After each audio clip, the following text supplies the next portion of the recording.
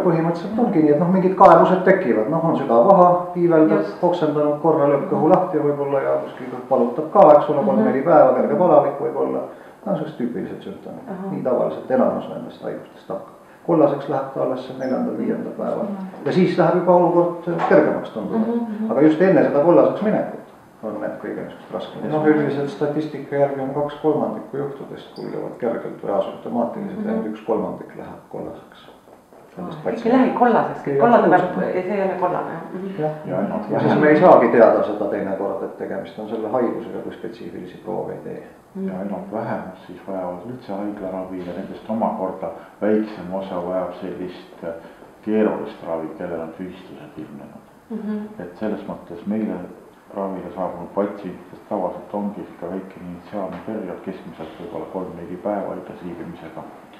Et meil nagu selles mõttes rääkida mingist väga suurest keerukusest selles ravis põhjust ei ole. Keerukad juhud, probleemsed juhud, need on meie poolt suunatud ikkagi nagu spetsiifilise nakkusosakonna Tartusse ja käsitlemine toimub seal. Kellel on maksanäitajates olulised nihked, siis sageli nad mingiks perioodiks jäävad haiglasse.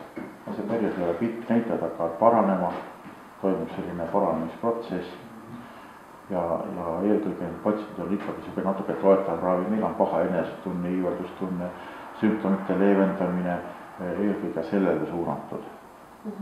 Aga kui on raske kujuline, see on teine asi, siis on juba nagu üldiselt hospitaliseerimise näidustuseks on ennekõike see, kui on tegemist väike lastega, kellel on seal oksendavad, on kõht lahti ja muud kaebused tõsised või on siis mingit tüsisükkumaks haigust põdenud inimene enne on seal juba maks kahjustatud mõnest muust haigusest, kas või alkoholist.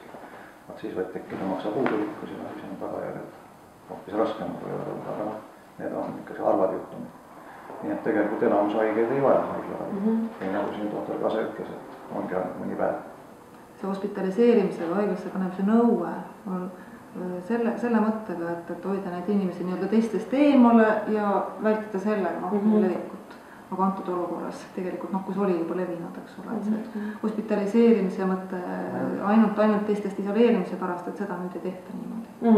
Et see ei ole otstarbekas lihtsalt. Hepatiidi puhul on see oluline, et see nakkusoht on tegelikult enne haiguse avaldumist juba 2 nädalat.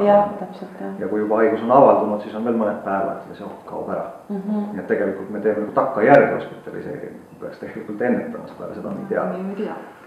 Ja selle tõttu see mõte jääb kaob ära.